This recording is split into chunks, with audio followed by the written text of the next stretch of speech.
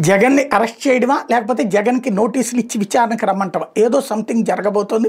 పక్కన నెల్లూరు టూర్‌లో జగన్ ఉండగా నిన్న రాత్రి అకస్మాత్తుగా రంగారెడ్డి జిల్లాలోని ఒక ఫామ్ హౌస్‌లో 11 కోట్ల రూపాయలు పట్టుబడ్డాయి 12 అట్టపెట్టెల్లో అన్నటువంటి ప్రకటనతో ప్రారంభించి అదంతా కూడా రాజకేశిరెడ్డిదే. రాజకేశిరెడ్డి వీళ్ళందరూ కూడా జూన్ 24వ తారీఖు తర్వాత నా డబ్బులన్నిటి తీసుకెళ్ళి అక్కడ పెట్టించారని వరుణ్ అనే అతను ఇచ్చిన సమాచారంతో అక్కడ వెతికితే 12 అట్టపెట్టెలు దొరికినాయి, 11 కోట్లు దొరికినాయి అని ప్రకటించారు పోలీసులు. ఆ డబ్బుకి నాకు ఎలాంటి సంబంధం లేని చెప్పి మరోవైపు రాజకేశిరెడ్డి కోర్టులో అఫిడవిట్ వేశారు. అయితే అది జగన్ వేన్ అన్నటువంటి కాన్సెప్ట్ని సిట్ చెప్తోంది. తెలుగుదేశం అనుకూల మీడియా కూడా ప్రొజెక్ట్ చేస్తోంది. అది కాదని వైసీపీ అనుకూల మీడియా చెప్పుకొస్తోంది.